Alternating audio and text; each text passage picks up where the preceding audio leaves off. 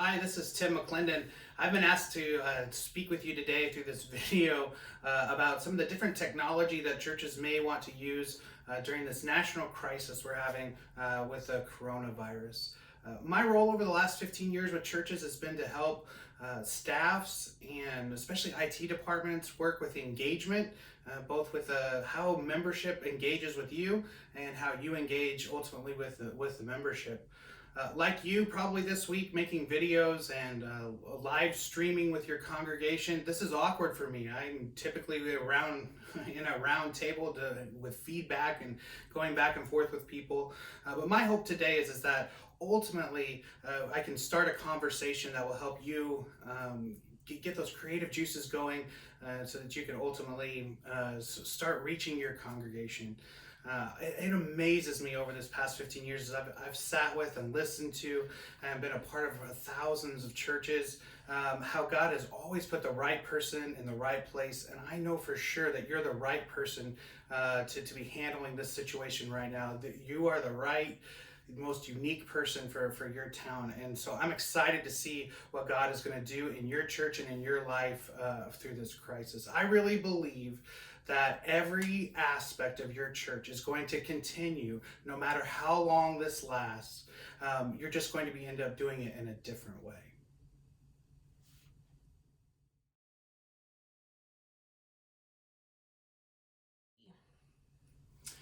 So there's been a lot of questions about live streaming.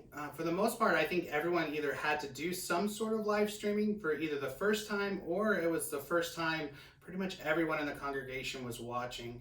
I know there's been several different glitches and a lot of you are working on those. One thing I know for sure is no matter what you do as far as live streaming goes, whether it's Facebook Live or YouTube or any of the other live streaming services, you're probably going to be excluding some people. Because they're not everybody is on every platform. So one great idea is to go into Google and just type in embed generator. So just embed generator. That'll pop up several different websites. All you have to do is copy and paste whatever your live website is, put that into the generator, and it's going to create an embed code for you. What that will allow you to do is to take that code and put it onto your website, and that way people just have to go to your website in order to see the live streaming. So embed generators are a really helpful tool to drive people to your website that maybe aren't on that Facebook Live or YouTube. For those of you who have maybe been doing live streaming for a while or you just started and it wasn't quite up to the par you were hoping it would be, there are several great live streaming tools that are out there. One that would be great to look at is livingasone.com. They're a streaming service. They have an encoder that eliminates some of those buffering that you see, some of those glitches, things like that. They work with multi-sites. So that you can stream live into multi-sites or into like overflow rooms. So when you have the larger gatherings like Easter down the road, things like that, the encoders really help with that and much more professional live streaming. And so if you're looking to enhance that, a great tool, livingasone.com. I have no idea how long this is going to go on, and so maybe right now you're just going to try and get by with Facebook Live, but as we get in farther and farther into this crisis, if it's 8, 10, 12 weeks that people are disconnected and not in our sanctuaries, some of these tools, embedding it onto your website or getting some kind of streaming service like Living as One might be helpful.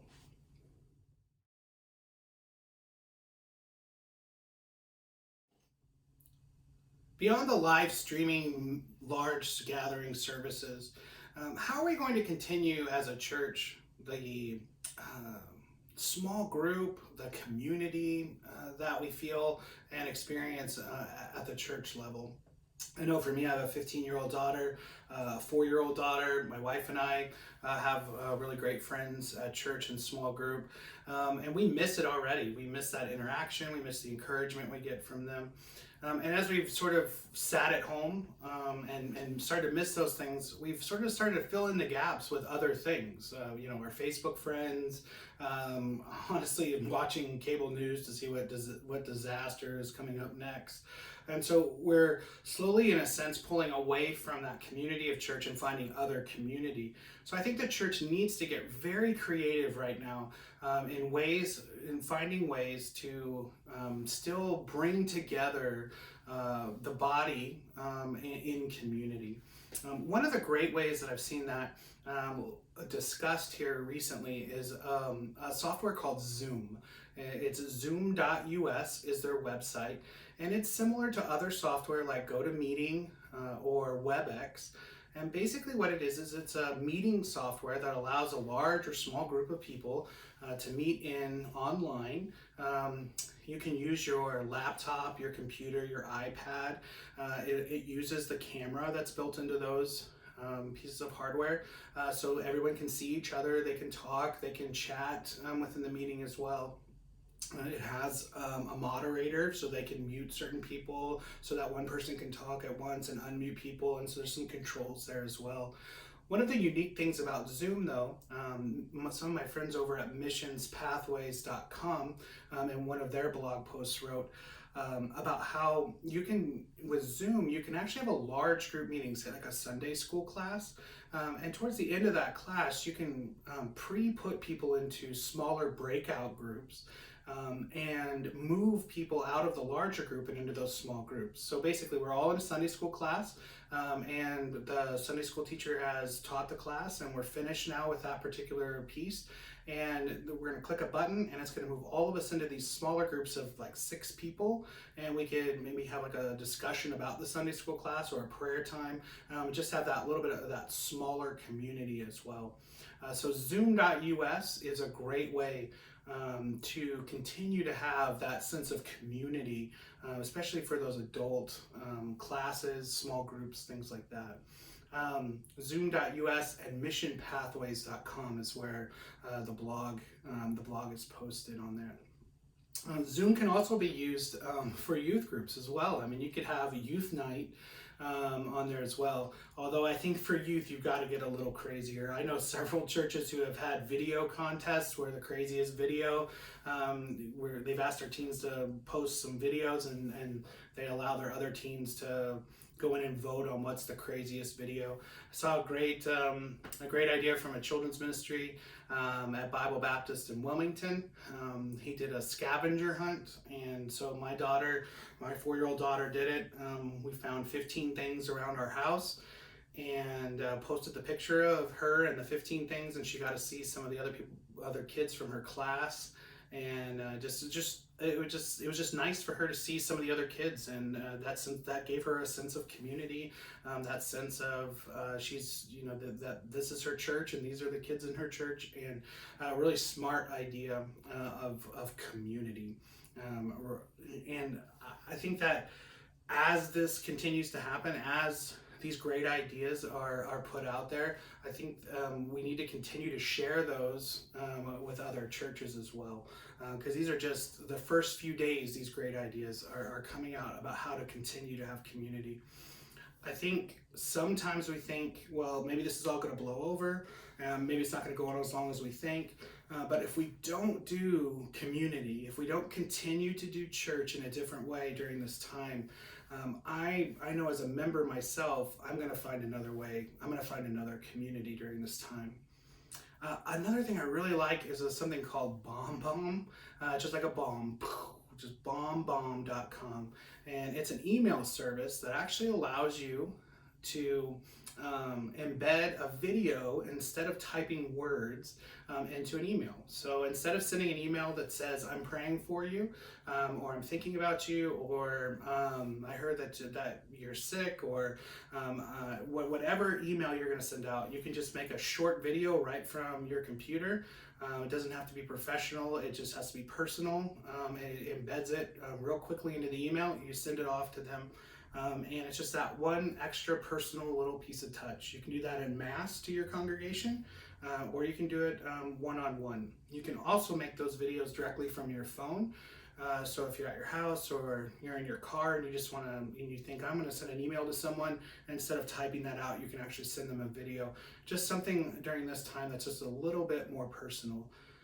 Again, BombBomb is one of those softwares just like Zoom and GoToMeeting. That's month to month, and so it's something you might use during this time, and you might not necessarily use. You're not necessarily having to pay a large amount for like a year subscription. There's a couple of things to think about with some of these tools as well, because we want to continue to have every aspect of our church just maybe in a different way. So if we're using Zoom or GoToMeeting or WebEx, we can continue to have our board meetings, our deacons meetings, our trustees meetings. We can continue to have Sunday school meetings with our Sunday school teachers. We can encourage our greeters by still having a regularly scheduled greeters meeting. And we can even discuss maybe how can we continue to greet our community by sending out cards if we're part of the greeter community.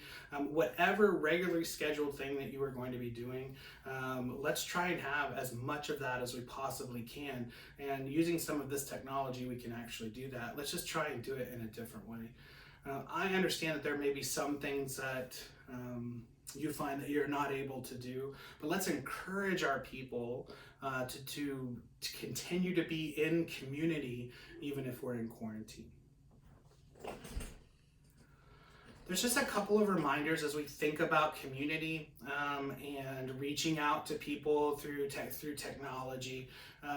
Your church may or may not have some kind of policy that's built around reaching out to especially teens and youth. So I just want to remind you that if you're texting or you're sending email or personal Facebook messages or Instagram messages that are personal and not sort of like in the public groups, if you don't have a policy, you might want to create some kind of policy for especially your lay leaders, because text messages and just things that we write down can be taken in the wrong way. And so we want to make sure that we protect our key volunteers and also even our staff when we reach out to children and youth.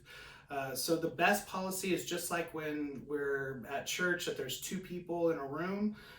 When we open a room for children, that we keep that policy going. So we try and keep our messaging into more of a public way.